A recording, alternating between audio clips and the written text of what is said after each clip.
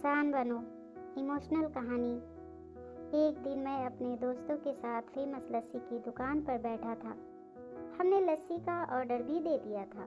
कुर्सियों पर बैठकर हम सभी यार दोस्त हंसी ठिठोली कर रहे थे। दुकानदार हमारा ऑर्डर तैयार कर रहा था।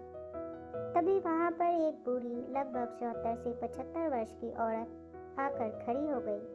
कमजोर थी, चेहरे पर भूख साफ नजर आ रही थी। आंखें चेहरे में अंदर घुसी हुई थी, लेकिन आंखों में पानी चमक रहा था। देखकर ही पता चल रहा था कि उनका गुजारा मांगकर चलता होगा। मैंने उन्हें कुछ पैसे देने के लिए अपने जेब में हाथ डाला, लेकिन पता नहीं मुझे अचानक क्या हुआ कि मैंने अपने हाथ रोक लिए और उनसे पूछा, दादी आप लस्सी पिएंगी? मेरी ये बात सुनकर दादी को कम और मेरे दोस्तों को ज़्यादा आश्चर्य हुआ, क्योंकि अगर मैं उन्हें पैसे देता तो 5 या 10 रुपए देता, लेकिन लस्सी तो 40 रुपए की थी। बूढ़ी औरत हिचकिचाते हुए हाँ बोली और उन्होंने अपनी मुट्ठी में पकड़े 15 रुपए जो उन्होंने मांग कर इकट्ठा किए थे, मुझे देने के लिए मेरी ओर बढ़ी। मैंने पूछा, ये क्यों? तो वो बोली, इन्हें अपने पैसों में मिलाकर मेरी लस्सी के पैसे भर दो बेटा।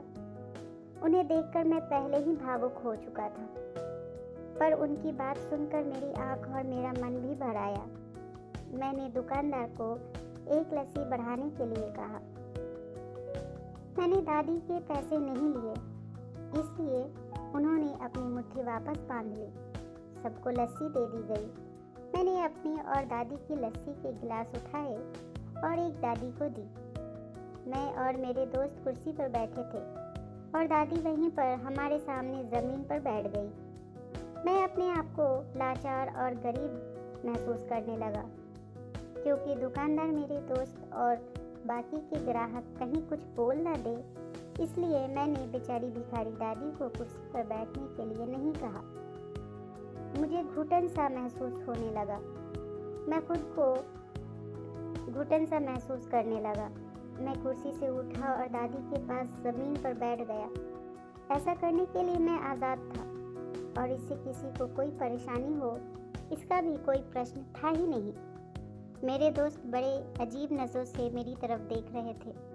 वो कुछ बोल पाते इससे पहले ही दुकानदार ने दादी को उठाया और कुर्सी पर बिठाया और मेरी तरफ मुस्कुरा कर देखते हुए हाथ जोड़कर बोला, साहब आप ऊपर बैठिए। मेरी दुकान पर ग्राहक हजारों आते हैं। इंसान जिसमें इंसानियत हो कभी कभी आते हैं। दोस्तों, इंसान को अपनी इंसानियत कभी नहीं भूलनी चाहिए, क्योंकि आज के दौर में लोग एक दूसरे को ही भूल गए हैं। धन्यवाद। दोस्तों, ये कहानी आपको कैसी लगी हमें कमेंट करके ज़रूर बताएं।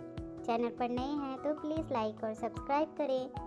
इस कहानी को सुनने के लिए आपका बहुत बहुत धन्यवाद।